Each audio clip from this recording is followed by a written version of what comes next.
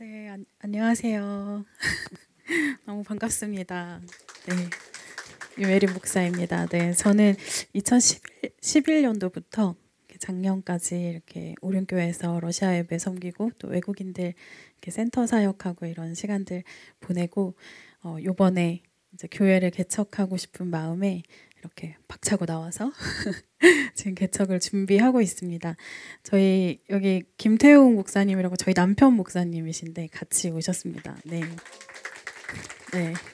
그래서 저희 부부 목사예요. 그래서 둘 다 목사인데 같이 이렇게 교회를 개척해 보겠다고 시도하고 있는 중입니다.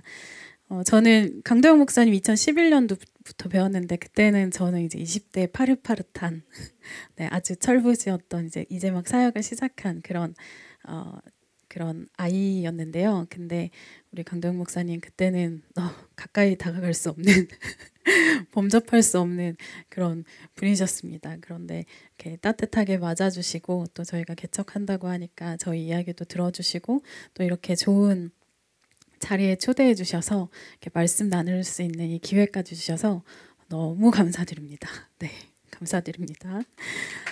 네, 오늘 말씀 제목 혹시 아시나요? 오늘 말씀 제목이 나 같은 자도 주님이 쓰실까요? 입니다. 나 같은 자도 주님이 쓰실까요? 사실 이 질문은 저의 고민이에요. 네, 여러분도 이런 고민이 있으실까요? 네, 각자에게 이런 질문이 있을 것이라고 생각이 됩니다. 사실 저는 이 자리에 서 있는 것도 굉장히 버겁고 아까 여자 목사로서 처음이라고 하셨는데 사실 여자 목사가 흔하진 않잖아요. 그리고 이렇게 아직 젊은 편인데 젊은 여자 목사가 흔하지 않습니다. 그래서 내가 여기 강대상에 서도 될까? 내가 이 귀한 자리에 귀한 시간에 이 밤중에 이 추운 추위를 뚫고 오신 이 성도님들에게 말씀을 전할 수 있는 자격이 있을까? 또 교회를 개척한다고 하는데 내가 과연 담임 목사로서 살 수 있을까? 사실 부교역자로서 있으면 이 사역에 대한 부담, 양떼에 대한 부담이 이렇게 분산되잖아요. 제가 부족해도 담임 목사님 말씀 먹고 잘할 수 있고 또 제가 부족해도 다른 교역자들에게 도움을 얻을 수도 있고 근데 담임 목사라는 것은 이 성도님들의 어떤 영적인 양식을 주식을 전달하고 먹이고 이렇게 채워줘야 된다라는 그런 어떤 부담감이 있는데 내가 과연 그런 것을 할 수 있을 만한 사람인가, 할 수 있을까라는 고민이 사실은 있었습니다. 여러분은 어떠세요? 여러분의 삶은 어떠세요? 여러분의 삶에 그런 부분들이 있으실까요? 이제 신년인데 이렇게 여러분에게 맡겨진 일 혹은 맡아야 되나 말아야 되나 내가 과연 할 수 있는가 내가 해도 되는 일일까 혹은 이 사람을 내가 어떻게 책임질 수 있을까 이걸 내가 감당할 수 있는 사람인가 이런 고민들이 혹시 있지는 않으십니까? 오늘 말씀을 통해서 그 안에서 이렇게 하나님의 뜻을 발견하는 시간이 되기를 소망합니다. 말씀을 그래서 다 같이 읽어볼까요? 디모데전서 1장 12절에서 17절 말씀입니다. 함께 읽겠습니다. 시작. 나를 능하게 하신 그리스도 예수 우리 주께 내가 감사함은 나를 충성되이 여겨 내게 직분을 맡기심이니 내가 전에는 비방자요 박해자요 폭행자였으나 도리어 긍휼을 입은 것은 내가 믿지 아니할 때 알지 못하고 행하였음이라. 우리 주의 은혜가 그리스도 예수 안에 있는 믿음과 사랑과 함께 넘치도록 풍성하였도다. 미쁘다 모든 사람이 받을 만한 이 말이여. 그리스도 예수께서 죄인을 구하시려고 세상에 임하셨다 하였도다. 죄인 중에 내가 괴순이라. 그러나 내가 긍휼을 입은 까닭은 예수 그리스도께서 내게 먼저 일체 오래 참으심을 보이사 후에 주를 믿어 영생 얻는 자들에게 본이 되게 하려 하심이라. 영원하신 왕 곧 썩지 아니하고 보이지 아니하고 홀로 하나이신 하나님께 존귀와 영광이 영원 무궁하도록 있을지어다. 아멘. 아멘. 오늘 이 고백은 바울의 고백입니다. 바울이 어떤 사람이죠? 바울 하면 딱 떠오르는 이주민 선교, 이방인 선교를 한 사람이죠. 그리고 신약 성경 가장 많이 집필한 사람. 그렇죠? 그리고 예수님을 환상 중에 직접 만난 사람입니다. 성경에서 이 바울의 비중이 굉장히 커요. 그죠? 바울의 회심을 굉장히 중요하게 다루고 있고, 바울의 신학을 기초로 지금의 현대 신학이 세워졌다라고도 할 수 있습니다. 그만큼 굉장히 중요한 사람이에요. 그러니까 하나님이 쓰신 사람이라고 했을 때, 바울은 어떤 사람일까요? 하나님이 쓰신 사람이죠. 하나님이 이렇게 쓸까 마이크 네. 네. 쓸까 말까 고민한 사람이 아니라 하나님이 정말 확실하게 쓰신 사람이에요. 그 증거가 성경에 있습니다. 그런데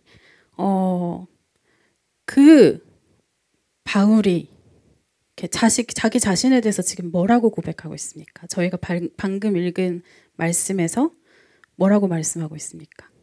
자기를 비방자다, 박해자다, 폭행자다 이렇게 고백하고 있습니다. 그렇죠? 왜 이렇게 말합니까? 왜 바울이 그런 사람이었나요? 그죠? 바울이 예수님 만나기 전에 그런 사람이었습니다. 스데반이 죽을 때 바울이 어디 있었죠? 스데반 앞에 서 있었습니다. 예수 믿는 사람들 쫓아다니면서 괴롭혔습니다. 예수 믿는 사람들 쫓아다니면서 어떻게든 감옥에 가두려고. 그리고 스데반이 죽을 때 바울이 스데반이 죽는 것을 합당하게 여겼다고 이야기합니다. 그렇게 예수 믿는 사람들을 괴롭히고 죽이는 사람이었고, 비방자, 방해자, 폭행자 맞죠? 그런 사람이었습니다. 여러분은 어떠십니까? 여러분 혹시 스스로가 그런 모습이 있다라고 생각해 보신 적 있으십니까? 혹시 기독교를 박해해 보신 적 있으신가요? 모태신앙이신 분들은 아니신 분들도 계시겠지만 마음속으로라도 혹시 그런 내가 교회에 어떤 해가 되는 그런 것들을 하신 적이 있으십니까? 사실 저는 바울까지는 아니지만 스데반이 죽는 데 가서 서 있거나 이렇게까지는 아니지만 그래도 왕년에 이제 교회를 좀 비난하고 교회 다니는 사람들 욕 좀 하고 이런 시간이 있었습니다. 제가 고등학교 때 예수님 믿게 됐는데요. 그 전에 저희 친구가 자꾸 저한테 와가지고 예수 천당 불신 지옥 이렇게 이야기를 하는 거예요. 근데 그 예수 천당 불신 지옥 얘기를 들으면 너무 화가 났어요. 그래서 제가 그 친구한테 아니 천국에 가려면 니들끼리 가지 왜 가만히 있는 나를 지옥에 보내냐. 내가 왜 나한테 그러냐. 그리고 그 얘기를 들었을 때 나만 지옥 가는 게 아니라 우리 엄마, 아빠, 오빠, 내 친구들 왜 갑자기 지옥 보내는데 그러면서 이제 막 말싸움도 하고 막 화도 내고 막 그랬었습니다. 근데 나중에 예수님 제가 믿고 나서 보니까 이 예수 천당 불신 지옥이라는 말 때문에 제가 정말 가족들을 위해서 눈물로 밤새 기도하게 되더라고요. 그리고 그 친구의 마음을 이해하게 됐습니다. 근데 그때 당시에는 아무튼 이 얘기가 너무 듣기 싫었어요. 그래서 그 친구랑 한테 막 욕도 하고 그랬습니다. 그리고 또 다른 친구는 수학여행을 불국사로 갔는데 버스에서 안 내리는 거예요. 그래서 야, 너는 왜 안 내려? 그랬더니 나 교회 다녀. 나 절에 못 들어가. 뭐 이러는 거예요. 혼자 차에 이렇게 남아가지고 막 이러고 있는데 제가 진짜 쟤네 미쳤나 봐. 막 이러면서 막 제가 막 뭐라고 하고 이제 쟤는 진짜 이상한 애들이야. 막 이러면서 이제 제가 막 욕하고 그랬습니다.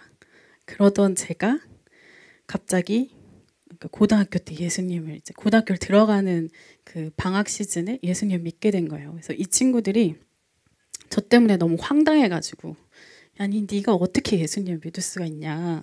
너 그래서 막 안 믿는 거예요. 제가 예수님 믿는 걸 안 믿는 거예요.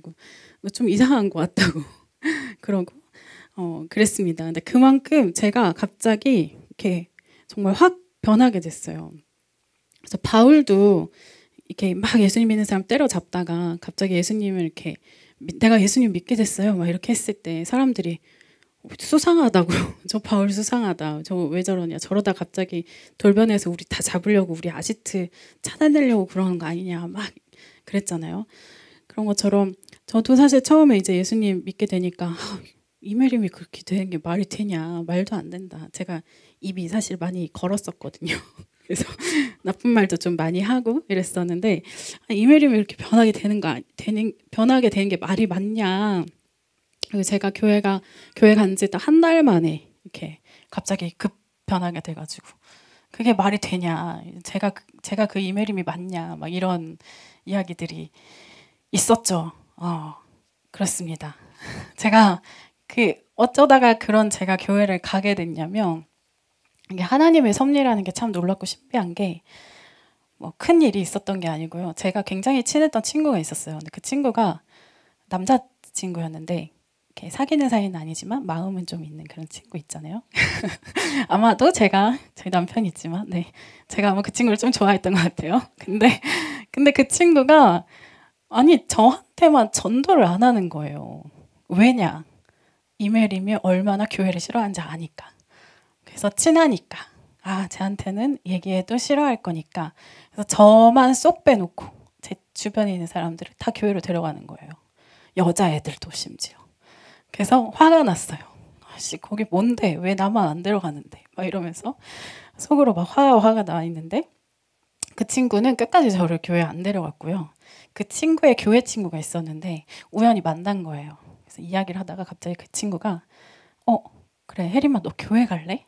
이러는 거예요. 그래서 제가 정말 앞도 뒤도 안 보고 응! 하고 따라갔어요.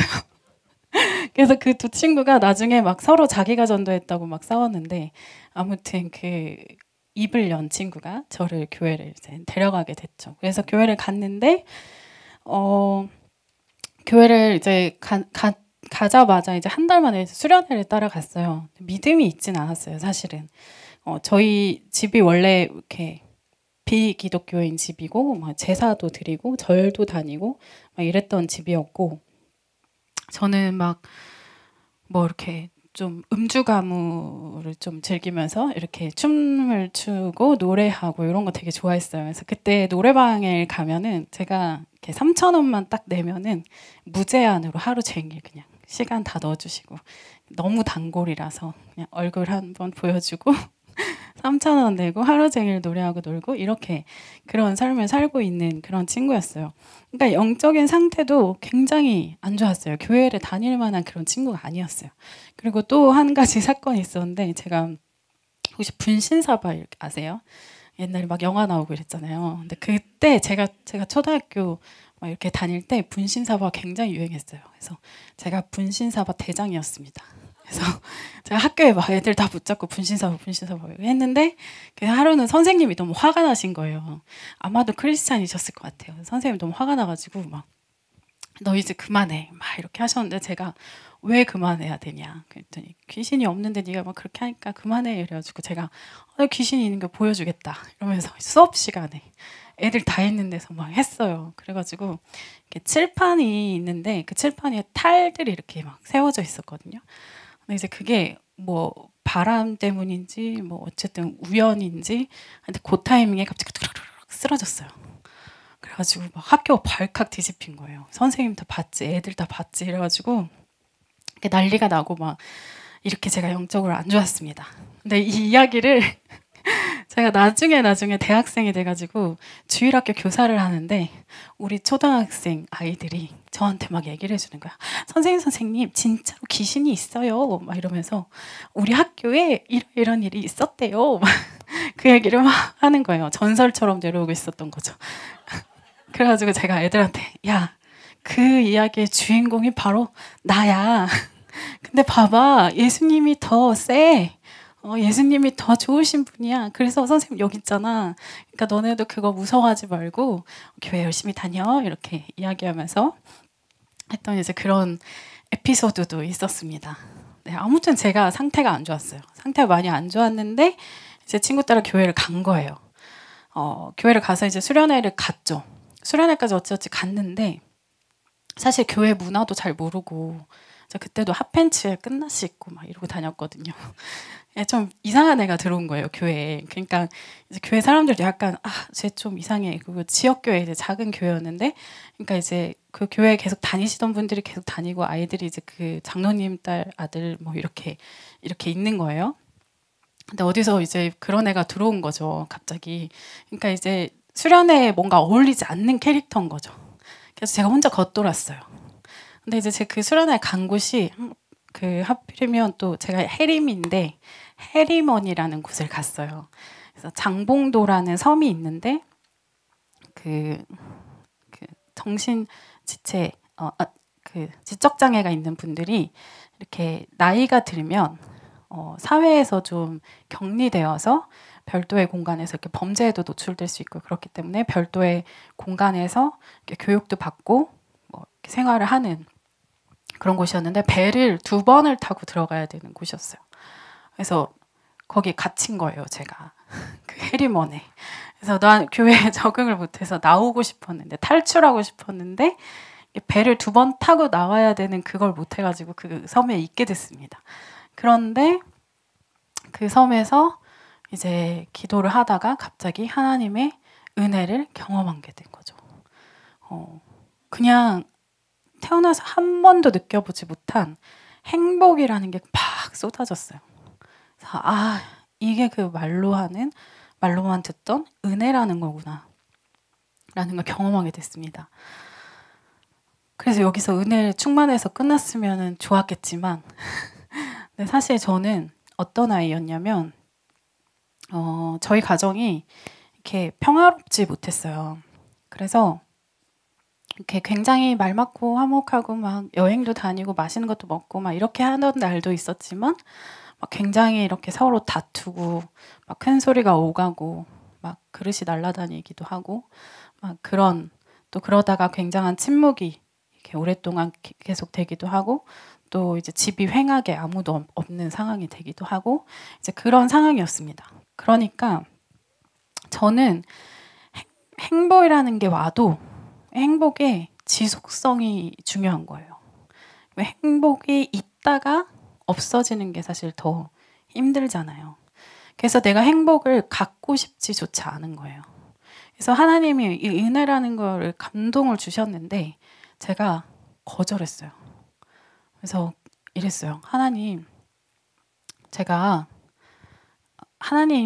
어떤 분이신지 잘 모르겠지만 이 기쁨이 잠깐의 기쁨이라면 나 안 가질래요. 그냥 가세요. 이렇게 거절했습니다. 근데 그때 하나님이 제 마음을 이렇게 만져주셨어요. 그러면서 그때 이런 마음을 주셨어요. 혜림아, 걱정하지 마라. 내가 너와 항상 함께 할 것이다. 아멘. 이 말씀 어디 있죠? 마태복음 28장 20절에 있죠. 제가 사실 그걸 성경 구절로 알지는 못했어요. 근데 하나님이 그 마음에 대한 확신을 주셨어요. 이 하나님은 나를 절대로 떠나시지 않으시는 분이시구나. 어제와 오늘이 다른 분이 아니시구나. 오늘과 내일이 다른 분이 아니시구나. 모든 상황 속에서 나와 함께 하시는 분이시구나. 그걸 제가 깨달으면서 제 안에 있던 그 두려움, 행복을 갖는 것에 대한 두려움이 바사삭 깨졌습니다. 그리고 제 인생이 이제 완전 바뀌게 됐어요. 그리고 그해 부활절을 맞았는데 첫 부활절을 이제 맞이한 거예요. 교회 이제 처음 와서 첫 해의 부활절. 예수라는 영화를 틀어주셨는데 패션 오브 크라이스트 이거 말고요. 그 막 퀄리티 높은 거 말고 그 전에 예수라는 되게 약간 어설픈 영화가 있었어요. 근데 저는 그것을 보고도 그 예수님이 받으시는 고통, 십자가에 달리시는 그게 너무 충격적인 거예요. 그래서 그걸 보고서 엉엉 울었어요. 눈물이 정말 멈추지 않았어요. 영화를 보고 끝나고 나서도 친구들 다 집에 가고 없는데 저 혼자 계속 울고 있었어요. 그래서 예수님 어떻게 그렇게 고통을 당하셨다? 어떻게 그렇게 사람이 그렇게 죽을 수가 있지? 그래서 막 계속 울고 있었어요. 근데 그때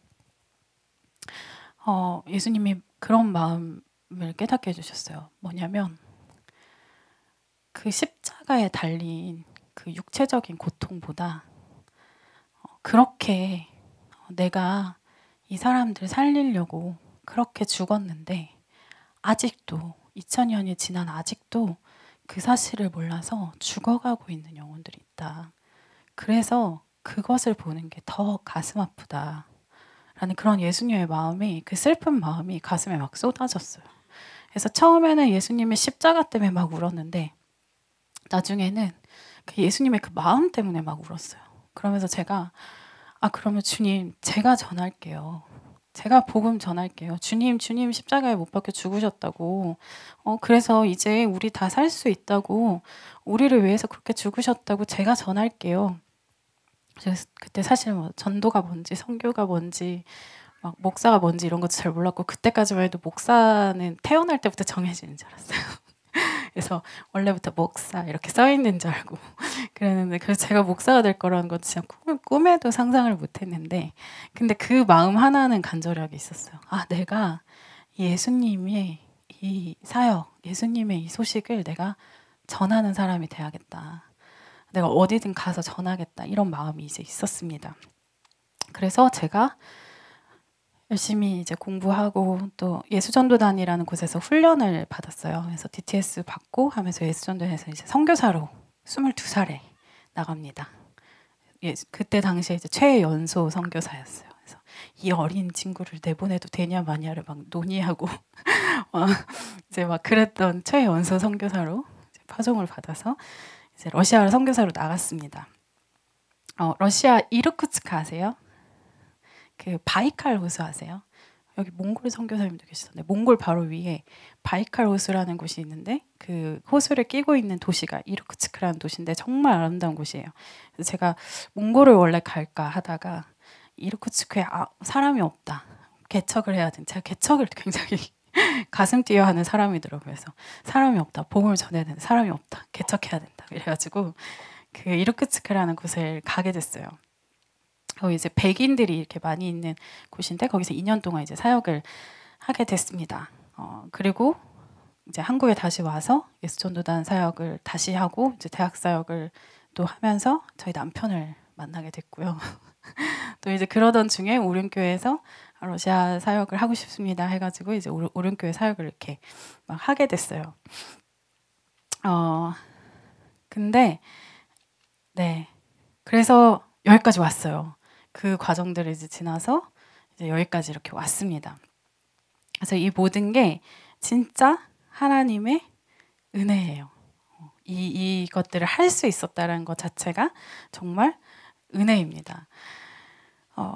저희 말씀을 좀 다시 읽어볼까요? 그 디모데전서 1장 12절 말씀 한번 읽어보겠습니다. 네. 나를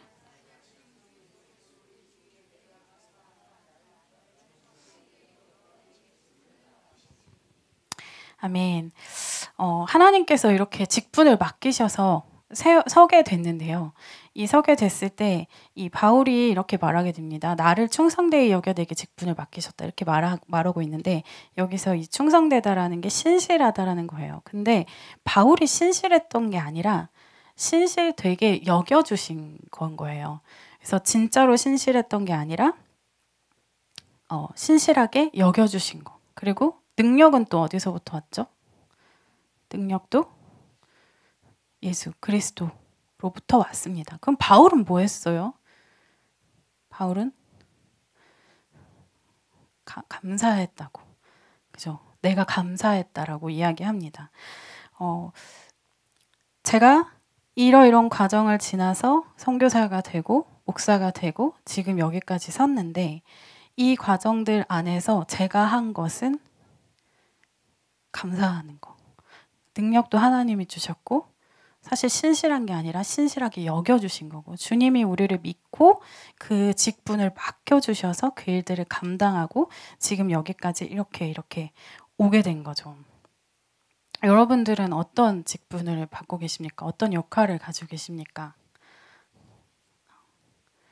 그 역할이 여러분들에게 맞는 일인 것 같습니까? 여러분들이 잘해서, 여러분들이 좋은 사람이라서, 지식이 많아서, 능력이 많아서 그럴까요? 지금 사실 AI가 굉장히 발달해가지고 막 이게 우리가 가진 지식과 경험이 사실 굉장히 작아요. 그래서 제가 경험하고 있는 지식을 다 합쳐도 핸드폰 안에 들어가는 것보다 작습니다. 굉장히 빠른 시대를 가고 있는데요. 그러면 주님이 능력이 부족해서 우리의 능력을 갖다 쓰실까요? 아니죠. 주님이 만약에 그런 방식으로 능력대로 좋은 사람들 이렇게 택해서 쓰셨다면 아마 우리 중에 아무도 여기에 와 있을 수 없을 거예요. 여기 교역자분들 많으신데 아무도 하나님이 쓰시지 않으실 거예요. 아무도 세워주지 않으실 거예요. 그런데 주님은 그렇게 부르지 않으셨어요. 우리가 그럴 만한 사람이어서가 아니라 우리를 그렇게 그냥 세워주셨어요. 우리에게 그렇게 맡겨주셨어요. 우리에게 능력도 부어주시고. 그래서 우리가 할 것은 뭐냐면 감사라는 거예요. 감사하다라는 거. 15절 말씀 또 이어서 읽고 있습니다. 시작. 미쁘다.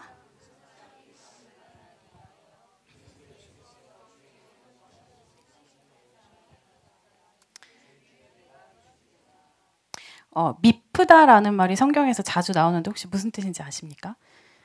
저는 사실 미쁘다가 이 미가 아름다울 미해서 이쁘다를 미쁘다라고 하는 줄 알았는데 혹시 그렇게 생각하시는 분 없습니까? 저만 그렇게 생각했나요? 미쁘다, 이쁘잖아요, 좀 말이. 근데 이제 이 미쁘다는 말이 믿을 만한 말이다라는 뜻이래요. 그래서 정말 확신에 차서 이야기를 할 때 미쁘다 이렇게 이야기를 하는 거죠. 이건 정말 확실하게 믿을 만한 이야기다라고 하면서 이어서 하는 말씀이 뭐예요? 그리스도 예수께서 죄인을 구원하시려고 세상에 임하셨다. 죄인을 구하러 오셨다라는 것이 정말 미쁘다라는 거예요. 정말 확신에 차서 이야기하는 것입니다. 근데 그 뒤에 이어서 바울이 뭐라고 이야기하죠? 죄인 중에 내가 괴순이라. 엄청 강력하게 확신에 차서 이야기를 하면서 내가 죄인 중에 괴순이라. 여기서 이 말이 에이미 에고 나는 무엇이다. 현재형으로 쓰였어요. 나는 죄인 중에 괴수였습니다가 아니라 지금 죄인 중에 괴수입니다. 라는 거예요. 좀 이상하지 않으세요? 지금 이 이야기를 쓰고 있는 바울이 이제 막 회심해서 온 바울이었을까요? 아니면 사역을 막 한참 하고 있는 중이었을까요? 자, 이 말씀의 디모데 전서예요. 디모데. 자, 디모데는 이게 바울의 제자죠. 바울이 이미 제자까지 있고 그 제자가 이미 목회자로 서는 과정. 바울은 나이가 꽤 되고 사역도 막 경력도 있어. 그런데 그 바울이 자기에 대해서 말하는 거예요. 나는 죄인 중에 괴수다. 괴수라는 말이 first, 제일 최고로 죄인이다. 이런 이야기예요. 이거를 현재형으로 막 이야기하는 것입니다. 왜 이렇게 이야기하는 걸까요? 여러분, 선교사면, 목사면 죄가 없을까요? 바울같이 복음 막 열심히 전하고 다니면 죄가 없을까요? 장로 직분 받고 안수집사 직분 받고 권사 직분 받으면 죄가 없을까요? 사역 열심히 10년, 20년 하면 죄가 없을까요? 이렇게 보여지는 삶 말고 진짜 우리의 내면의 삶에서 죄가 없을까요? 왜 그런 영화 있잖아요. 거짓말하면 하는 게 안 되는 막 그런 마법에 걸린 막 이런 영화 보신 적 있어요? 그러면 막 말을 막 내뱉어요. 그러면 영화에 등장하는 사람들의 표정은 막 이래. 막 어떻게 나한테 그런 말을 할 수 있어? 막 이런 표정으로 막 다들 쳐다보죠. 막 저 사람 막 어떻게 저렇게 말해? 근데 그 영화를 보고 있는 시청자들은 어때요? 아, 그치. 거짓말 못하면 저런 말 튀어나오겠지. 당연하게 생각해요. 왜요? 사실 우리 안에 그런 악함이 있거든요. 우리 안에 그렇게 다른 사람에 대해서 비아냥거리는 마음이 있거든요. 우리 안에 다른 사람에 대해서 우쭐거리는 마음이 있거든요. 혹은 반대로 우리 안에 쪼그라들고 겉으로는 나 자신 있어 하지만 속으로는 어떡하지 이런 마음이 있거든요. 그게 우리거든요. 그래서 거짓말 못하는 병에 걸리는 게 우리 모두가 무서워요, 사실은. 우리 마음이 까발려질까 봐 무서워요. 그런데 주님은 아세요. 우리의 마음을. 우리가 얼마나 욕심이 많은지, 우리가 얼마나 두려움이 많은지, 우리가 얼마나 우월감과 열등감 사이에서 시소를 타고 있는지. 어제는 우월감에, 오늘은 열등감에, 혹은 1시간 전만 해도 우월감에 빠져 있다가 지금은 열등감에 막 왔다 갔다 하는 그런 우리 자신들. 사람들은 모를 수 있어요. 근데 주님은 아셔요. 죄에 대해서도 어떻습니까? 죄를 물론 안 지으려고 노력하지만 우리 안에 죄성이 있죠. 그래서 우리가 죄를 지을 때가 있어요. 그러면 어떻게 해요? 어떻게든 이유를 찾는 거예요. 내가 그럴 수밖에 없었다. 그게 아니면 내 죄의 수치심이 너무 크니까. 어떻게든 이유를 찾아요. 근데 사실은 우리 안에 죄성이 있는 거예요. 내가 목사여도, 내가 선교사여도, 내가 장로여도, 안수집사여도 같아요. 우리 안에 그 죄성이 있는 거예요. 저는 선교사가 아까 됐잖아요. 됐는데 선교사가 될 때 이런 마음이 있었어요. 선교사가 되면 완전히 거듭나겠지. 내가 선교사만 되면 거듭날 수 있을까? 그래서 좀 막 급하게 갔던 것 같아. 나 선교지 빨리 가서 빨리 거듭나야겠다. 그래서 저희가 그때 제가 다니던 모교회가 이제 장로님들하고 목사님하고 막 싸움이 있었거든요. 사실 목사님, 장로님에 대한 기대는 크지 않았어요. 근데 우리 선교사님들 보면은 막 너무 거룩해 오셔가지고 맨날 영혼 이렇게 막 구제하고 막 어려운 영혼 얘기하면서 막 너무 천사 같은 얼굴로 막 되게 힘들어 보이는데 막 되게 감사하다 그러고 막 이런 모습에 난 선교사가 가지. 내가 되면은 나도 천사같이 되겠구나 하고 딱 선교제 갔습니다. 제가 딱 2가지 깨달았습니다. 뭘까요? 첫째, 선교사는 천사가 아니었다. 두두둥. 내가 천사같이 봤던 선교사님이 천사가 아니었구나. 2번째, 나도 천사가 아니었네. 2가지 아주 큰 깨달음을 얻었습니다. 그래서 이렇게 선교지에 우리가 1주, 2주, 3주 이렇게 미션 트립 가잖아요. 그럼 너무 좋아요. 선교사님도 천사 같고 우리도 되게 거룩하고 막 제가 5주까지 미션 트립 가봤는데 그치 힘들지만 그래도 어쨌든 우리의 어떤 악한 본성을 이렇게 좀 누를 수 있습니다. 그 안에서는. 근데 거기 살면요. 선교지에 살아보니까 그런 거 없어요. 똑같아요. 아니요. 더 악해져요. 왜? 고립돼 있죠. 외롭죠. 열악하죠. 맨날 보는 사람들끼리 보죠. 말 안 통하죠. 영적 전쟁까지 있죠. 그러니까 어때요? 쉽게 말해서 스트레스를 엄청 받는 상황인 거예요. 그러니까 우리 안에 있는 악한 본성이 더 나오기가 쉬운 겁니다. 근데 왜 그런 기대가 있잖아요, 우리가. 선교사님은 좀 다르겠지?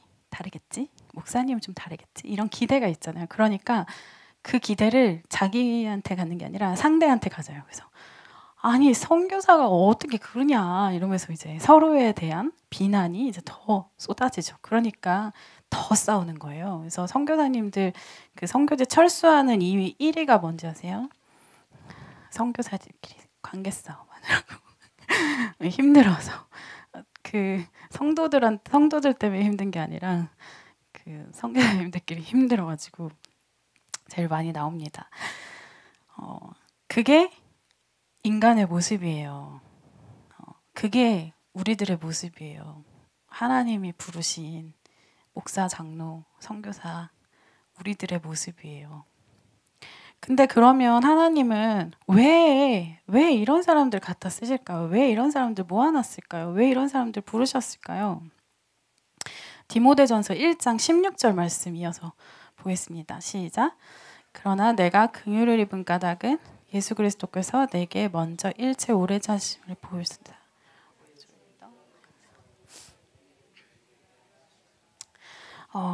먼저는 주님의 오래 참음이 있기 때문입니다. 주님의 오래 참으심이 없이는 우리 중에 아무도 그 은혜를 누릴 수 있는 사람이 없어요. 로마서 5장 6절에서 10절 말씀 한번 읽어보겠습니다. 시작. 우리가 경건하지 않은 자를 위하여 죽으셨도다. 의인을 위하여 죽는 자가 쉽지 않고 선인을 위하여 용감히 죽는 자가 혹 있거니와 우리가 아직 죄인 되었을 때 그리스도께서 우리를 위하여 죽으심으로 하나님께서 우리에 대한 자기의 사랑을 확증하셨느니라. 그러면 이제 우리가 의롭다 하심을 받았으니 더욱 그러므로 구원을 받을 것이니 곧 우리가 원수되었을 때에 그의 아들의 죽으심으로 말미암아 하나님과 화목하게 되었은즉 화목하게 된 자로서는 더욱 그의 살아나심으로 말미암아 구원을 받을 것이니라. 내가 정말 죄인이구나라는 걸 깨달았을 때 사실은 내가 선교지까지 나왔는데 내가 이렇게 죄인이라니 내가 완전 거룩하게 옷 입을 줄 알았는데 내 민낯이 이렇게 드러나다니 나 선교사님에게 도움되려고 왔는데 선교사님이랑 싸우고 있다니 나는 어떡하냐 이러고 있는 상황에서 이 말씀을 보니까 정말 은혜가 되더라고요. 근데 사실 이 전까지 저는 제가 예수님을 믿고 고등학교 때 이제 예수님 믿고 나서 그 다음부터 되게 열심히 신앙생활을 했어요. 그래서 찬양팀도 하고 학생 때 학생회장 하고 청년부터 청년회장 하고 학교 가가지고 채플 찬양인도 하고 또 예수전도단 들어가지고 막 리더하고 대표 리더까지 하고 DTS 훈련 받고 밤이나 낮이나 교회 계속 가고 교회 주일날 되면 아침부터 밤까지 성가대에서 주일학교 교사랑 다 했어요. 근데 그거 다 하면서 난 내가 그거 되게 잘해서 주님이 나 예뻐하시는 줄 알았지. 그래서 주님이 나 사랑해 주시는 줄 알았어요. 그래서 거기 러시아 갔는데 제가 처음에 러시아어도 못했고 되게 쓰잘데기 없는 사람이 돼버린 거예요. 그리고 거기서 선교사님 마음에도 안 드는 애고 나는 되게 쓸모없는 인간 같은 사람이 된 거죠. 그래서 막 정체성도 흔들리고 주님이 나를 사랑하실 만한 이유가 나한테 없는 것 같은 거예요. 내가 주님을 향한 사랑을 보여줄 방법도 뭐가 없는 것 같은 거예요. 그래서 주님이 이런 나를 더 이상 사랑하지 않으실 것 같은데 근데 그때 깨달았어요. 이런 나를 주님이 사랑하시는구나. 이런 나를 주님이 사랑하셔서 나를 부르셨구나. 요한일서 4장 10절 말씀 함께 읽겠습니다. 시작. 사랑은 여기 있으니 우리가 하나님을 사랑한 것이 아니요 하나님이 우리를 사랑하사 우리 죄를 속하기 위하여 화목제물로 그 아들을 보내셨습니다. 19절도 함께 읽겠습니다. 시작. 우리가 사랑함은 그가 먼저 우리를 사랑하셨습니다. 아멘. 예수님께서 우리에게 주신 계명은 하나님을 사랑하는 것 그리고 서로 몸과 같이 사랑하는 것입니다. 그런데 그 계명을 지키기 이전에 우리가 먼저 알아야 되는 것은 그 사랑이 나로부터 나올 수 없다라는 것입니다. 이 악한 나는 내가 사람을 사랑할 수가 없어요. 그래서 이 사랑이 무엇인지 알 때에만 사랑할 수 있습니다. 여러분 어떤 봉사로 섬겨보셨나요? 뭐 선교지를 가던 아니면 다른 구제를 하던 하루 이틀 봉사할 수 있어요. 근데 매일의 삶 가운데서 누군가를 사랑하고 섬긴다는 것은 희생과 인내와 오래 참음이 없이는 절대 할 수 없습니다. 인간이 그렇게 사랑스럽지 않아요. 계속 같이 붙어 있으면서 계속 섬기려고 애쓸수록 괴롭습니다. 우리가 사랑하려고 하면요. 할 수가 없어요. 근데 하나님의 그 사랑을 깨달으면 할 수 있습니다. 여러분 아기가 응애 하기만 해도 너무 이쁘죠, 그죠? 막 울어도 이뻐요. 똥 싸도 이쁘죠. 똥 싸도 어이구 잘 쌌다 박수 쳐주고 그죠? 막 트름 꼭 하면 어이구 트름도 잘하네 뭐 엉덩이 툭툭 쳐주고 그죠? 우리가 그 아기한테 야 밥 좀 해라. 넌 밥도 할 줄 모르냐? 맨날 받아 먹기만 하고 식충이냐? 뭐 이렇게 하지 않잖아요. 아이고 밥을 잘 받아 먹는 걸로도 아이고 이쁘네 잘 먹네 이렇게 하잖아요. 그게 사랑이잖아요. 근데 우리가 하나님으로부터 그 사랑이 무엇인지를 내가 듣고 배웠으면 나도 그 사랑을 할 수 있는 거예요. 존재로 사랑하는 거. 나의 존재로 사랑받는 법을 내가 배웠을 때 내가 그 사람을 존재로 사랑할 수 있는 사람이 되는 거죠. 그래서 이 사랑은 나로부터 나오는 게 아니라 어디로부터? 주님으로부터 오는 것입니다. 그 디모데전서 1장 14절 말씀 함께 읽겠습니다. 시작.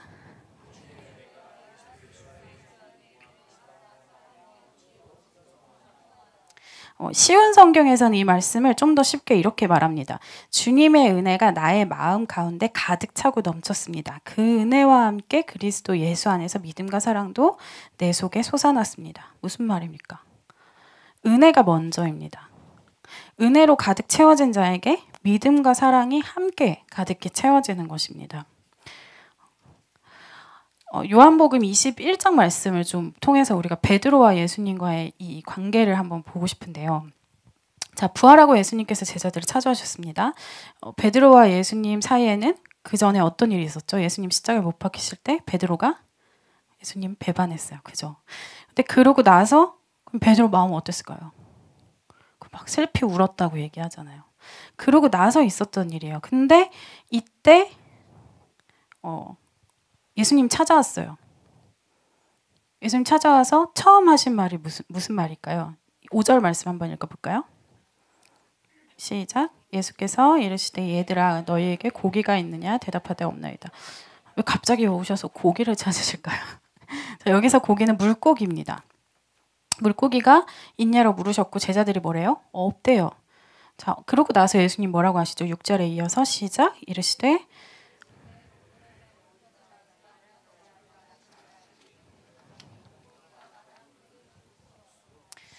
네, 이 장면 어디서 본 것 같지 않으세요? 이게 지금 요한복음 21장 예수님 부활하시고 나서인데 이 장면 뭔가 어디서 본 것 같지 않으세요? 베드로가 처음 제자로 부름받았을 때 어떻게 부름받았죠? 금을 던져라. 물고기 엄청 많이 났죠. 근데 예수님께서 그 장면을 다시 보여주시는 거예요. 어떤 베드로에게 자신의 죄 때문에 절망해서 아무것도 할 수 없는 예수님 앞에서 내가 제자로 설 수 있을까? 내가 사도라고 할 수 있을까? 주님이 나를 부르셨는데 내가 그럴 만한 사람인가? 라는 질문 앞에 있는 이 베드로에게 예수님 찾아오셔서 말씀하시는 거예요. 야, 너 원래 고기도 목 낳는 애였어. 너 능력 있어서 내가 부른 거 아니었어. 너가 나한테 잘해서 나 잘 따라와서 내가 너 부른 거 아니었어. 내가 너 처음 만났을 때 생각해봐. 내가 너 그냥 불렀어. 너를 사랑해서. 내가 너를 그렇게 제자로 불렀어. 그렇게 말씀하시는 겁니다.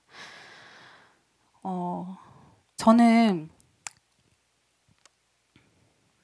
제가 열심히 믿어서 제가 주님이 저를 사랑하는 줄 알았다 그랬잖아요. 그래서 제가 선교지 나가가지고도 이렇게 그럴 줄 알았어요. 근데 그게 아니라는 걸 깨달았다 그랬잖아요. 그래서 제가 그때 이런 기도를 했어요. 주님, 사람 잘못 고르신 것 같아요.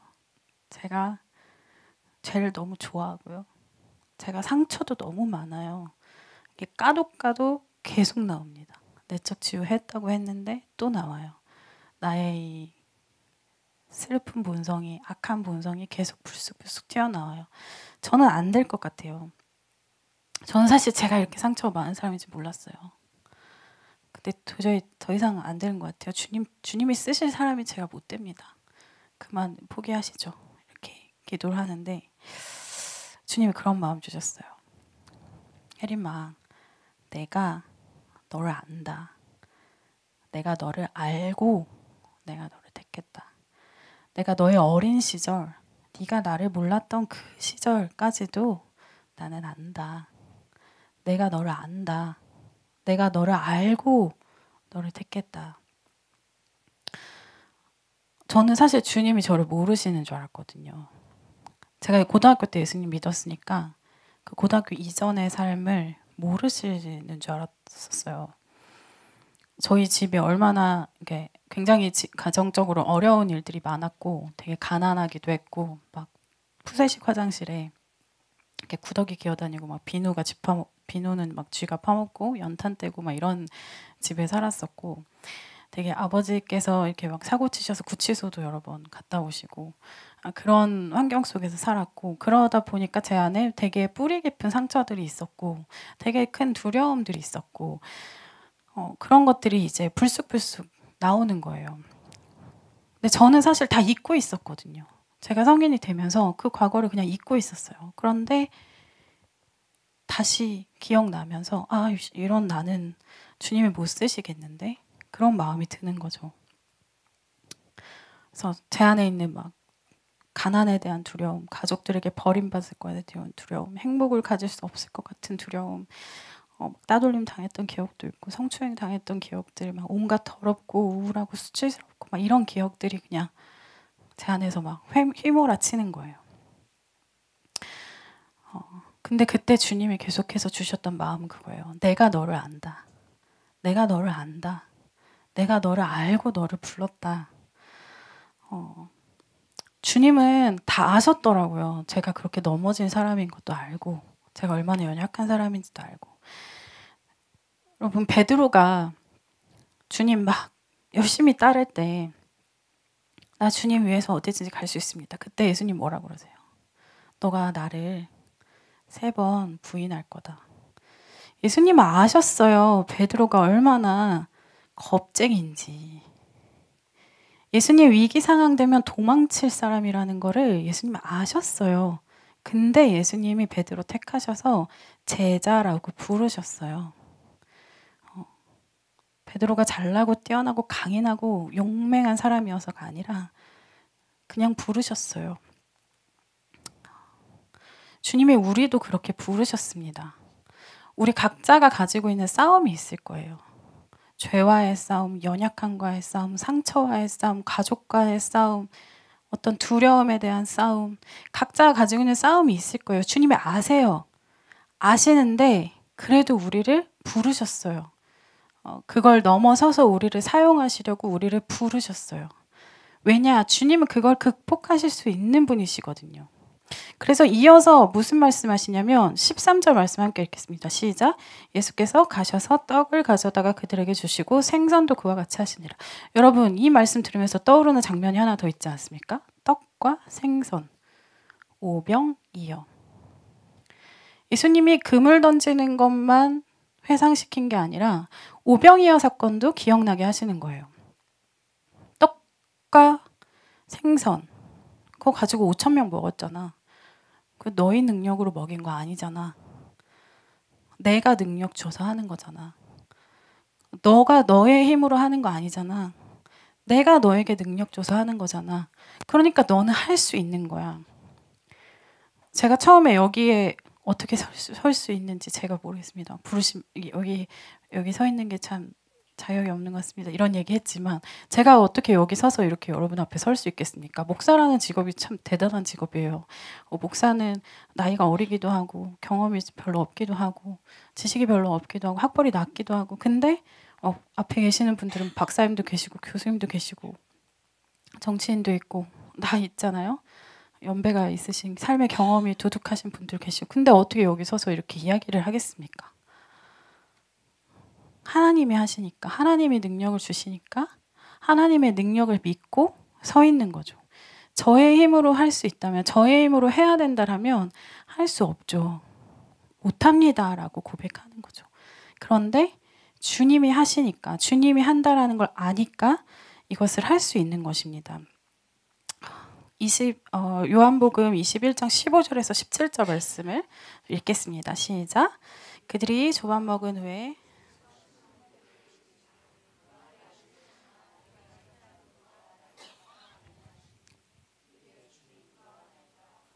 주님을 사랑하는 줄 주님께서 아시나이다. 이르시되 내 어린 양을 먹이라 하시고 또 두 번째 이르시되 요한의 아들 시몬아 네가 나를 사랑하느냐 하시니 이르되 주님 그러하나이다. 내가 주님을 사랑하는 줄 주님께서 아시나이다. 이르시되 내 양을 치라 하시고 세 번째 이르시되 요한의 아들 시몬아 네가 나를 사랑하느냐 하시니 주께서 세 번째 네가 나를 사랑하느냐 하심으로 베드로가 근심하여 이르되 모든 것을 아시오매 내가 주님을 사랑하는 줄을 주님께서 아시나이다. 예수께서 이르시되 내 양을 먹이라. 네가 나를 사랑하느냐라고 3번이나 물어보셨습니다. 베드로 뭐라고 얘기합니까? 네 주님, 내가 주님을 사랑하는 거 주님 너무 잘 아십니다. 근데 이거를 3번이나 물어보는 거예요. 3번. 집요하게. 누구랑 좀 비슷하지 않습니까? 베드로에게 너 예수님 알지 않니? 너 예수님 제자 아니야? 라고 물어봤던 그 여종처럼 3번을 집요하게 물어보는 거야. 네가 나를 사랑하느냐? 네가 나를 사랑하느냐? 네가 나를 사랑하느냐? 라고 물으십니다. 그래서 예수님은 너 왜 근데 나한테 잘못했냐? 너 왜 나 버렸냐? 라고 따지지 않으세요. 과거를 따지시는 게 아니라 네가 지금 나를 사랑하냐고. 사랑했냐라고 물어보지 않아요. 너 그때 나 사랑했어? 근데 왜 그랬어?가 아니에요. 너 지금 나를 사랑하냐고 물어보십니다. 이게 주님이 우리에게 지금 던지는 질문이에요. 너의 청년의 때에, 너의 학생의 때에, 너의 과거에 네가 처음 직분받았을 때 그때 나를 사랑했냐? 아니요. 지금 오늘 이 시간에 여기에 계시는 여러분에게 예수님께서 물으십니다. 네가 나를 사랑하느냐? 네가 나를 사랑하느냐? 네가 정말로 나를 사랑하느냐? 그러고 나서 예수님께서 뭐라고 말씀하십니까? 내 양을 먹이라, 내 양을 치라 라고 말씀하십니다. 우리의 양이 아니라 주님의 양을 치라고, 주님의 양을 돌보라고 말씀하십니다. 그래서 주님이 우리에게 바라시는 거 하나예요. 주님의 은혜를 알고 주님의 사랑하는 거예요. 그러면 우리에게 주님의 양떼를 맡기십니다. 우리가 주님을 사랑한다면 우리에게 분명히 그 양이 있습니다. 하나님께서 분명히 우리에게 그 양을 맡기셨어요. 그 부르심이 우리 모두에게 반드시 있습니다. 그래서 그 양떼를 꼭 발견하시기 바랍니다. 여러분 주님을 사랑한다고 고백하면서 여러분의 가정, 여러분의 일터, 여러분의 교회, 이 교회 안에서도 마찬가지입니다. 여러분이 가는 모든 곳, 미용실을 갑니까? 커피숍을 갑니까? 그 모든 곳에서 하나님께서 주신 양떼가 분명히 있습니다. 그 양떼를 섬기십시오. 그것이 주님을 사랑하는 우리의 고백입니다. 디모데전서 1장 17절 마지막 절인데 이 절 한번 읽어보겠습니다. 시작.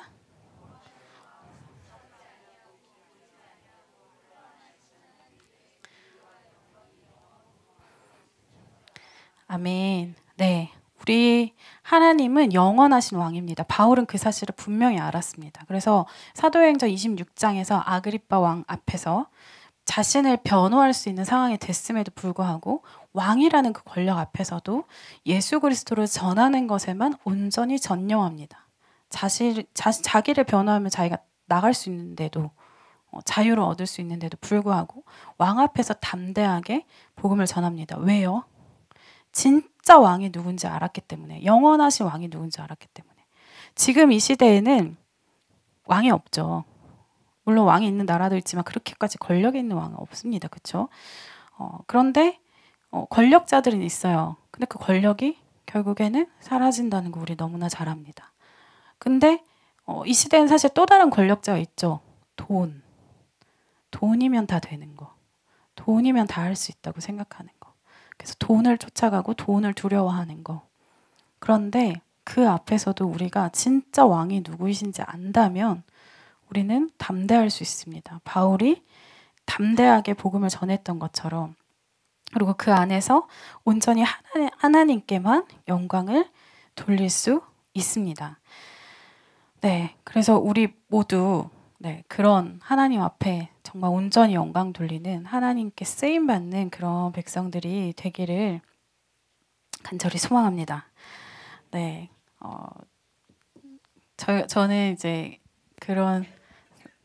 이런 상황 속에서 저희 남편이랑 이제 같이 교회 개척을 이렇게 준비하고 있는데요. 사실 저희가 많이 부족합니다.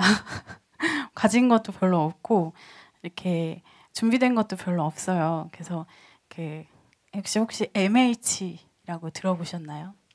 맨 땅의 헤딩이라고. 네, 그래서 저희 같은 목사들을 MH 목사라고 부른대요. MH 목사에서 저희가 MH가 되기 전엔 몰랐는데 MH가 되고 나니까 MH 목사님들끼리 또 뭉쳐가지고 같이 우리는 MH다 막 이러고 머리 박치기 하면서 이러고 있는데 사실 저희가 뭐 가진 것도 없고 이렇게 별거 없습니다.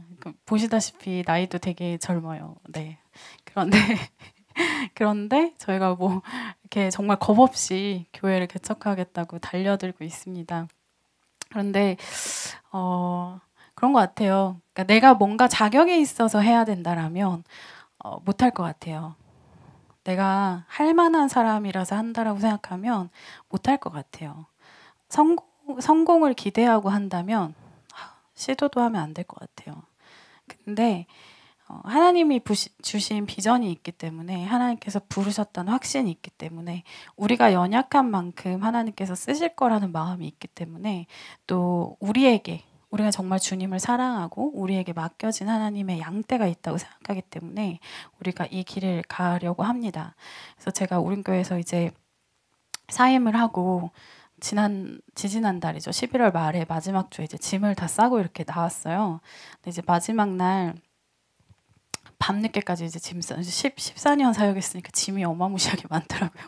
그래서 짐을 막 박스에 계속 싸고 있는데 한 청년이 이렇게 왔어요. 근데 그 청년이 이렇게 삐죽삐죽하게 이렇게 오더니 혹시 들어가도 돼요? 이러는 거예요. 그래서 네, 뭐 왜 그러세요? 이랬더니 혹시 잠잘 때 있어요? 이러는 거예요. 그래가지고 저희도 딱히 잠잘 때가 없기도 했고 한밤중이기도 했고 약간 겁도 나기도 하고 그래서 고민을 했어요. 혹시 이단 아닌가? 혹시 사기꾼 아닌가? 혹시 정신이 좀 이상한 친구는 아닌가? 막 이런 고민들을 하면서 남편하고 쑥닥쑥닥 하면서 이제 어떡하지 이렇게 하다가 그 친구를 이제 맞았습니다. 맞이하면서 이런 마음이 들더라고요. 뭐 이단이면 어때? 우리가 전도하면 되고.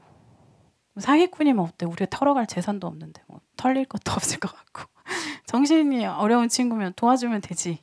이런 마음이 들더라고요. 그래서 이제 같이 이 친구한테 이제 밥을 먹었냐 하니까 밥은 배고파도 괜찮은데 잠은 추운 데서 못 자겠더라고요. 막 이런 얘기를 하는 거예요. 그때가 11월 말이니까 많이 추웠어요. 근데 이 친구 보니까 진짜로 많이 힘든 친구인 것 같았어요. 그래가지고 저희가 막 24시 설렁탕집을 찾아가지고 거기서 이제 밥을 먹이고 그 친구 이야기를 듣는데 가슴이 아팠던 게 다른 지역 제주도에서 그러니까 휴학하고 가정에 문제가 생겨서 제주도에 갔다가 도저히 이렇게 있으면 안 되겠다 해서 다시 복학하려고 올라왔는데 그때 이제 여분의 돈을 가지고 내가 이 돈을 가지고서 이렇게 일용직 건축 일이나 이런 것들 하면 좀 생활비를 벌어가지고 학교를 다시 들어갈 수 있겠지 하고 왔는데 그 안전 교육을 받아야 되는 걸 몰랐던 거예요. 이 친구의 이런 경험이 처음이니까. 그래서 안전 교육을 받고 이렇게 하다가 며칠 딜레이가 되다 보니까 생활비가 다 털어진 거죠. 근데 그러고 나서 다시 이렇게 일용 노동직을 하면서 그래도 하루하루 연맹을 하고 있었는데 이제 그날은 일용직 가려고 했는데 그것도 경쟁 치열한 거 아세요? 요즘에 되게 못 달 수가 있어요. 그래서 그날 그거를 일을 배정을 못 받아가지고 이렇게 떠돌게 된 거예요. 근데 이 친구가 예수님 안 믿는 친구였는데 종교기관에 가면 좀 도움 받을 수 있지 않을까. 가지고 막 그 지역에 있는 모든 종교기관 거기 막 대승진리회도 있고 막 다른 종교들도 있어요. 근데 거기를 다 똑똑똑똑똑똑 하면서 이제 하루 종일 다닌 거예요. 그 한밤중까지. 근데 이제 다른 종교는 떠나서 되게 친구의 마음을 들으면서 안타까웠던 게 작은 교회를 갔더니 공간이 없으니 큰 교회를 가라 그러고 큰 교회를 갔더니 우리는 절차가 복잡하니까 작은 교회를 가라 그러고 그래서 이 친구가 이 교회에서 막 토스를 당하다가 이제 그 밤중에 불이 켜져 있는 저희 건물에 오게 된 거죠. 그래서 그 이야기를 들으면서 굉장히 마음이 씁쓸했어요. 이 친구에게 밥 한 끼 사줄 수 있는 사람이 없었을까? 그때 주일이었는데 되게 안타깝더라고요. 그래서 이렇게 밥을 먹고서 그 친구에게 이제 모텔 잡아주고 간식비랑 이렇게 여비랑 이렇게 챙겨주는데 그것도 막 저는 갚을 능력이 안 돼요 이러면서 막 안 받으려고 하더라고요. 근데 저희가 이렇게 챙겨주면서 보냈습니다. 근데 이제 그 친구가 예수님을 안 믿는데 저희가 이제 나중에 우리 목사고 나 사실 오늘 여기서 나가는 이제 나 오늘 여기 없어 이제 막 이러면서 얘기하고 근데 우리가 이제 교회를 세우려고 우리 같이 이제 교회를 세우려고 한다 이랬는데 그 친구가 저희한테 그랬어요. 자기가 교회는 잘 모르지만 목사님 되게 좋은 목사님이신 것 같다. 교회가 잘 되면 좋겠다 이렇게 저희를 불신자가 가장 처음으로 축복해 줬습니다. 축복해주고 이제 그 친구랑 이런 시간이 있었는데 저는 그 친구의 그 눈빛이 잊혀지지가 않고 그날 하나님이 우리에게 뭔가 천사를 보내주신 것 같았어요. 그러면서 내가 이 교회를 떠나서 사실 오른교에 있을 땐 되게 크루즈를 타고 있는 대형 교회니까 좀 크루즈에서 한쪽 구성에서 빨래하고 이제 뭐 밥 짓고 막 이런 거 했던 것 같은데 지금은 태평양 한가운데에서 이제 돛담배에 띄워가지고 노젓고 있는 느낌이거든요. 근데 우리한테 맡겨준 사람이 어떤 사람인지 알겠다 이런 마음이 들더라고요. 사실 한국에 서울에 그렇게 굶주린 청년이 있을 거라고 생각 못했어요. 배고프고 추운 청년이 있을 거라고 생각을 못했어요. 근데 그날 밤에 하필이면 그날 밤에 그 청년이 저의 사무실을 똑똑똑 두들긴 거죠. 그래서 주님이 뭔가 그런 소명함을 좀 보여주신 시간이었다고 생각이 되고 또 저도 사실 진짜 열악한 상황 가운데서 자라면서 이렇게 학비도 제대로 못 내기도 하고 그런 은혜를 거해서 지금까지 왔거든요. 근데 그래서 정말 그런 기회가 필요한 친구, 작은 도움이어도 그 사람의 진짜 삶을 바꿀 수 있는 좀 그런 도움을 줄 수 있는 그런 교회가 됐으면 좋겠다 이런 마음이 들고 또 이제 제가 외국인 계속 사역하면서 이 땅에 외국인들이 많고 정말 도움과 사랑이 필요한 돌봄이 필요한 분들이 많이 있고 또 우리가 그들 안에서 하나님 안에서 온전히 하나 될 수 있다라는 거 하나님 안에서 우리가 동등된 가치를 가지고 있다라는 거 그런 것들 보면서 좀 외국인들, 유학생들 이렇게 품을 수 있는 교회를 세우고자 하는 그런 마음이 있습니다. 그래서 저희 남편이랑 같이 지금 개척 준비를 하고 있고요. 그리고 저희가 에반워십이라는 사역을 또 같이 하고 있어요. 그래서 찬양 사역인데 에반워십 저기 유튜브 이렇게 검색하시면 나오거든요. 그래서 구독과 좋아요 네, 눌러주시고 그 에반워십 사역은 이제 저희 남편 김태형 목사님 이렇게 좀 이렇게 추진해서 이렇게 사역을 진행하고 있는데 저희 김태형 목사님 나오셔서 잠깐 사역 소개해 주시고 저희 에반워십 특송을 불러드리도록 하겠습니다. 감사합니다.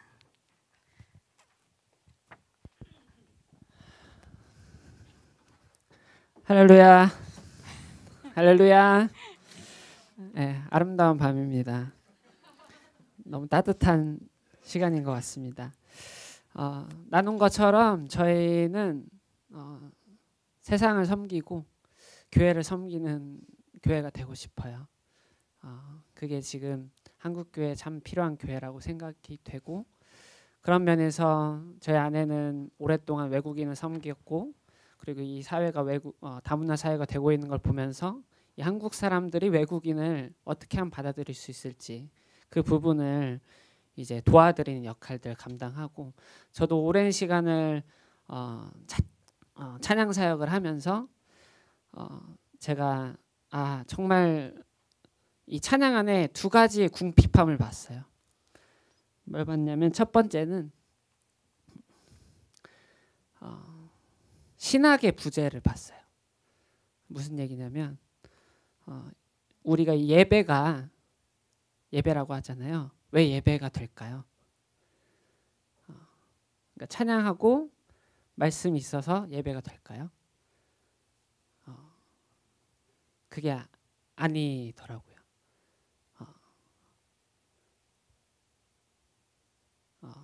구약 같았으면 우리가 흠없는 재물 가지고 와서 죽이고 나서 하나님 만날 수 있잖아요. 그러니까 우리가 본질을 잊어버릴 때가 더 많다는 거죠. 우리가 예배가 예배될 수 있는 이유는 이 자리에서 우리가 완전하신 흠없는 어린 양 되신 예수 그리스도의 그 보혈을 믿는 자로서 그 은혜의 보좌 앞에 담대히 나아갈 수 있는 자격을 우리가 받았기 때문에 나아가는 그래서 예배가 되는 것이거든요. 근데 우리가 찬양 가운데 찬양 인도자들 찬양팀 안에 이러한 이해가 없으니까 자꾸 본질이 아닌 비본질에 집중을 하는 거예요. 자꾸 음악에 집중을 하게 되고 눈에 보이는 사람한테 집중을 하게 되고, 그러니까 하나님의 자리, 하나님을 섬기는 자리에 서서 루시퍼의 역할을 하게 되는 일들이 많이 생긴다는 말입니다. 그게 첫 번째 궁핍함이더라고요. 첫 번째 궁핍함. 그리고 두 번째 궁핍함이 뭐냐면, 그러다 보니까 찬양 사역을 전문적으로 하시는 분들이 비본질에 집중하다 보니까 내 걸 키우는 거, 멋있는 거, 화려한 거에 집중을 하게 됐다는 것입니다. 근데 사역이라는 것은 섬기는 일입니다. 섬김은 필요를 보는 것이에요. 근데 지금 한국교회의 필요는 큰 무대, 대형 집회가 아니라 지금 소형교회가 몇 프로인지 아세요?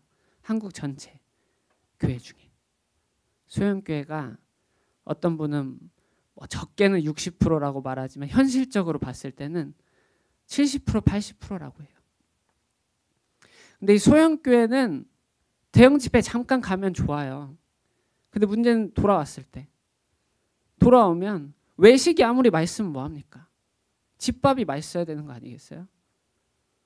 이 소형교회 안에서, 우리 작은 규모 안에서 어떻게 하면 우리가 예배자로서, 찬양팀으로서 잘 섬길 수 있을까? 찬양 인도자로서 내가 이분들을 어떻게 예수 그리스도의 그 의와 그 은혜에 힘입어서 하나님의 보좌로 나아갈 수 있게 할까에 대한 부분을 가르쳐 줄 수 있는 그런 커뮤니티가 너무 중요하다는 마음을 주님께서 주셨습니다. 그래서 저희는 어떤 집회를 크게 하는 게 목적이 아니고요. 음악은, 찬양은 저희는 유튜브를 통해서 복음적인 찬양들을 나누고, 저희가 집중할 사역은 복음적인 찬양 인도자 커뮤니티를 만드는 것입니다.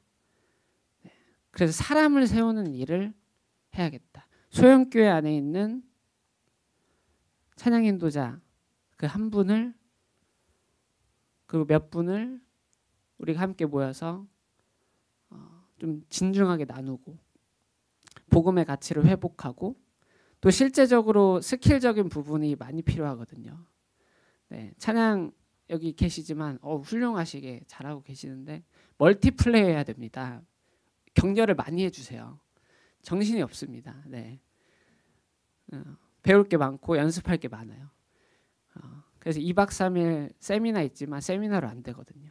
그래서 커뮤니티로 모여서 지속적으로 피드백 해주면서 이렇게 들어가는 게 필요한 것이죠. 그래서 그것을 이제 감당하려고 합니다. 그래서 부족하지만 주님이 부르셨다고 믿고 인도하실 거라고 믿고 한 걸음 한 걸음 나아가려고 합니다. 그래서 생각나실 때 이렇게 기도해 주시고, 아까 유튜브 얘기했는데 유튜브로도 그런 저희 비전들 나누고 찬양 나누고 할 거거든요. 그래서 그때 또 그렇게 보실 수 있으면 좋을 것 같습니다. 저희가 찬양 고백 드리면서 나가겠습니다. 들어주셔서 감사합니다. 저희 찬양 부를 건데요. 광야를 지나며라는 찬양을 부를 건데, 저희의 삶이 참 광야 같아요. 광야를 지나서 여기까지 왔고 또 다른 광야를 향해서 나아가는 것 같습니다. 그럼에도 불구하고 그 광야에 이렇게 기대되고 설레는 마음으로 또 발을 내딛게 되는 것 같습니다. 그래서 그런 고백을 담아서 이 찬양을 드리겠고요. 제가 사실은 후두염에 걸려가지고 좀 목소리가 성치 않은데 이해하고 들어주시면 감사하겠습니다. 본질에 집중해서 들어주시면 감사하겠습니다. 네.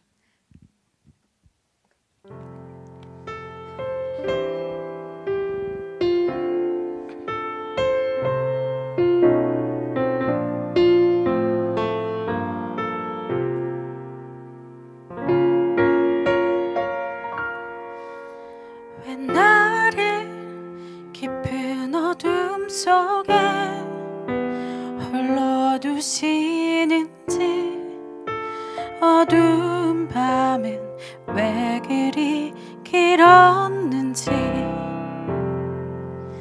나를 고독하게, 나를 낮아지게 세상 어디도 기댈 곳이 없게 하셨네.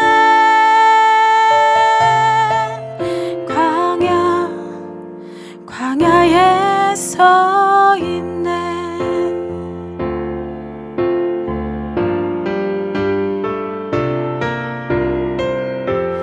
주님만 내 도움이 되시고 주님만 내 빛이 되시는 주님만 내 친구 되시는 광야. 주님 손 놓고는 단 하루도 살 수 없는 곳 광야. 광야에 서 있네.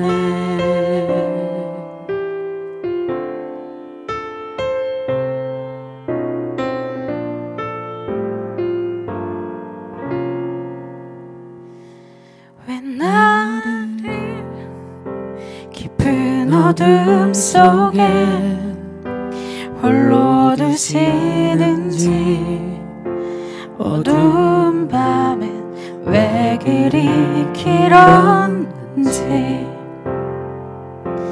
나를 고독하게 나를 낮아지게 세상 어디도 기댈 곳이 없게 하셨네.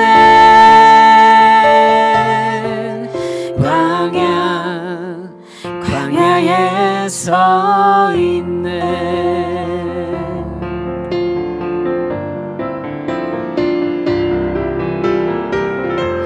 주님만 내 도움이 되시고 주님만 내 빛이 되시는 주님만 내 친구 되시는 광야.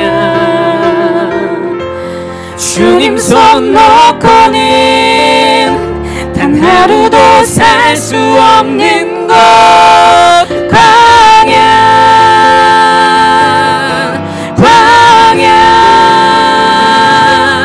주께서 나를 사용하시려 나를 더 정결케 하시려 나를 택하여 보내신 그곳 광야. 성령이 내 영을 다시 태어나게 하는 곳 광야. 광야에 서 있네.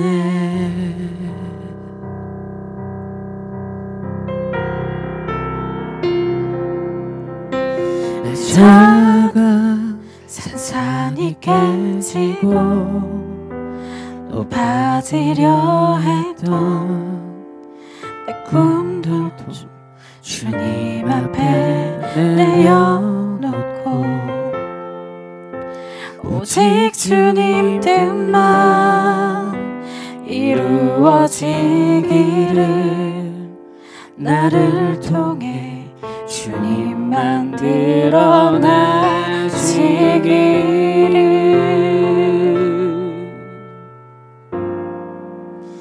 광야를 지나면